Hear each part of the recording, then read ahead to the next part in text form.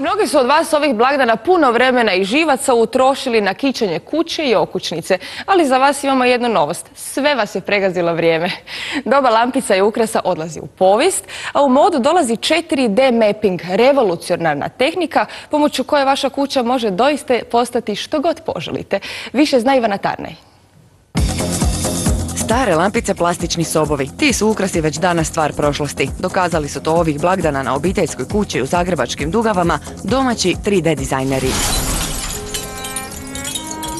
Fasada je, ne brinite, ostala čitava. Riječ je o audio-vizualnoj projekciji stručnog naziva 4D mapiranje. Mi smo uspjeli na ovoj našoj kući iz normalne bijele fasade dobiti staru ciglastu kuću, što je gazdi jako recimo bilo interesantno i to je poslao već svojim prijateljima da je obnovio kuću. A ta je obnova trajala pune 3,5 minute. Dovoljno da susjedstvo njihov dom proglasi najbolje ukrašenom kućom, kaže ponosna vlasnica. Bilo je svjetla sam imala, bliskalo se je, bilo crveno, plavo, bijelo, svakak je bilo.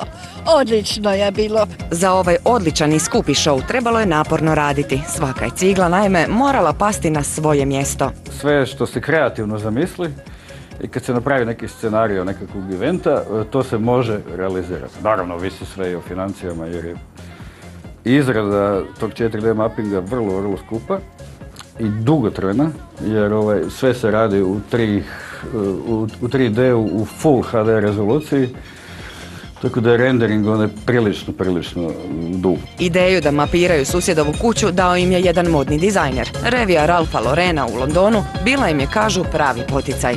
Pa po meni je to sigurno najbolji mapping izveden u svijetu, ali vidi se, bilo je tu i financija.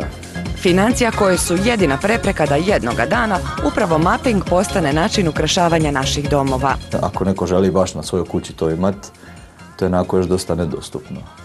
Ali za jedno, 20 godina to će sigurno zamijeniti sve ove male lampice i to sve. Na tu tehnološku revoluciju Veronika ne mora čekati. Sa 4D mapiranjem ona je već sada prva prava modna sljedbenica vizionara Ralfa Laureena.